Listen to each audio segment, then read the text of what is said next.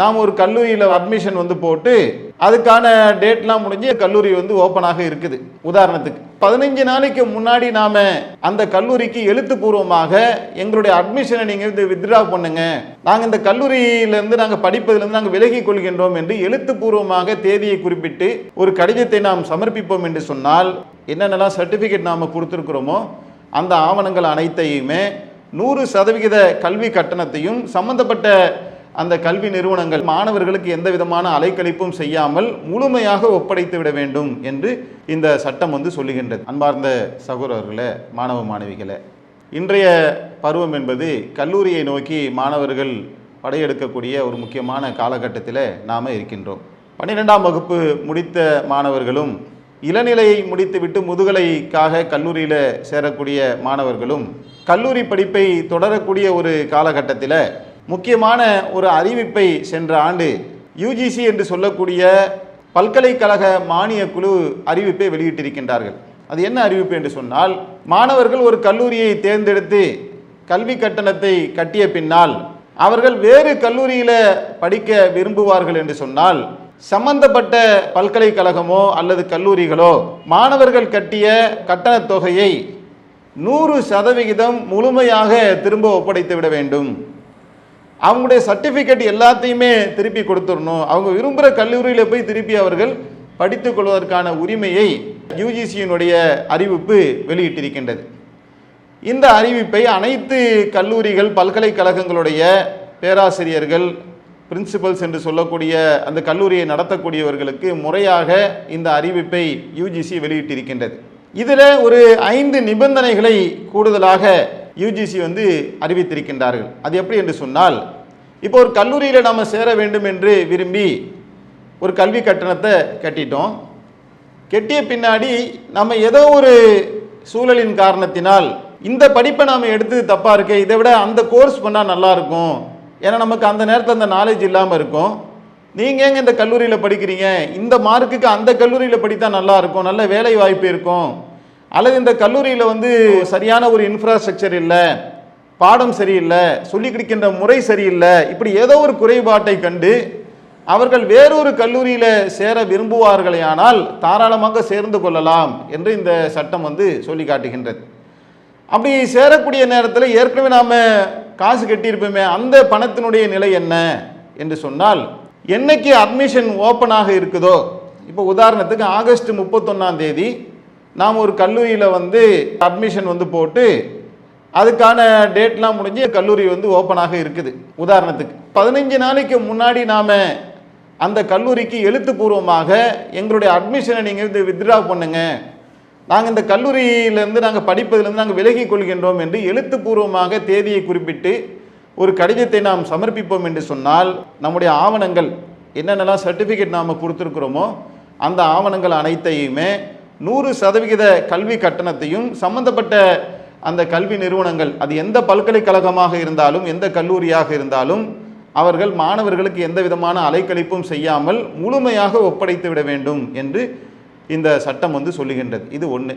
அல்லது கல்லூரி திறப்பதற்கு 15 நாளைக்கு உள்ளாக, இப்போ உதாரணத்துக்கு ஆகஸ்ட் 31ஆம் தேதி தான் கல்லூரி திறக்குது, நாம் ஒரு 15ஆம் தேதி கடந்து ஆகஸ்ட் 15க்கு மேலே 16, 17, 18 ஆகஸ்ட் 31க்கு முன்னாடி வரைக்கும் நாம் அந்த மனுவை கொடுப்போம் என்று சொன்னால், கல்வியை நாங்கள் இந்த கல்லூரியில் தொடர விரும்பலை என்று நாம் வித்ட்ரா பண்ணுவோம் என்று சொன்னால் 10% பிடித்து கொண்டு 90% நம்மகிட்ட ரீஃபண்ட் பண்ணிடணும். உதாரணத்துக்கு 1 லட்ச ரூபா கட்டியிருக்கோன்னு சொன்னால் 10,000 ரூபாய் மட்டும் எடுத்துக்கிட்டு அவங்க 90,000 ரூபா நம்மள்கிட்ட மீதி கல்வி கட்டணமாக கொடுத்து விட வேண்டும்.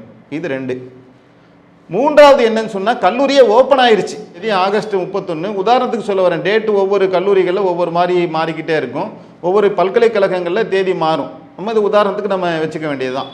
ஆகஸ்ட் 31ஆம் தேதி கல்லூரியை துறந்து இவர் போய் படித்து கொண்டிருக்கக்கூடிய நிலையில் 15 நாளைக்கு முன்னாடி செப்டம்பர் 14, 15 தேதிக்கு முன்னாடியே என்ன செய்கிறாங்கனாக்கா, இல்லை எனக்கு வேறு கல்லூரியில் இடம் கிடச்சிருச்சு, எனக்கு இந்த கல்லூரி பிடிக்கல என்று அவங்க நினைப்பாங்கன்னு சொன்னால் 20% கட்டணத்தை அந்த கல்லூரிகள் பிடித்து கொண்டு மீதி 80% கொடுத்துடணும். அதாவது 1 லட்சம் ரூபாயில் 80,000 ரூபாய் திருப்பி அளித்து விட வேண்டும். இது எப்போ? கல்லூரி திறந்து 15 நாளைக்கு உள்ளாக அவர் வெளியேற விரும்பினால் அவங்க பெற்றோர்கள் சம்மதத்தோடு அவங்க வித்ட்ரா பண்ணிட்டு போயிட்டே இருக்கலாம்.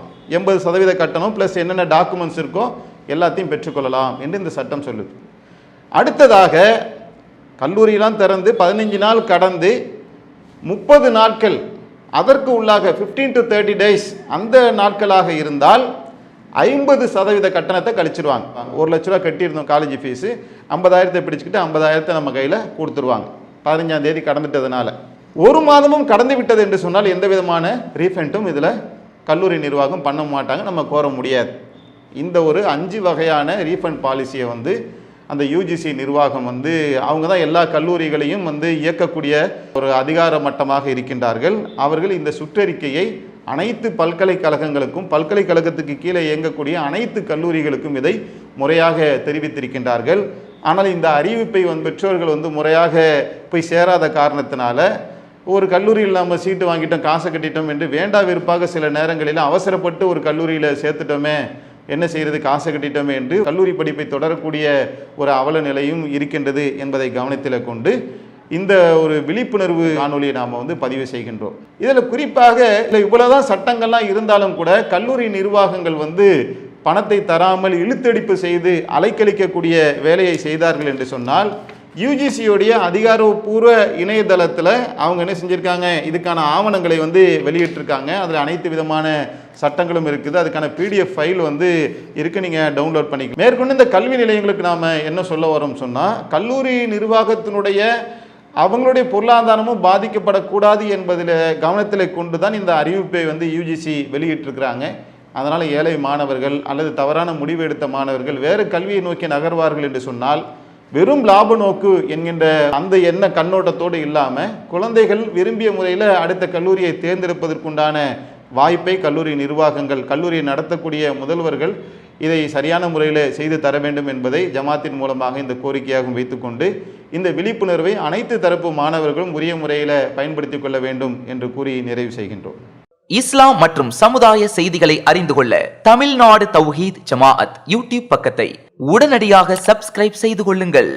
மேலும் பெல் பட்டனையும் கிளிக் செய்து கொள்ளுங்கள்.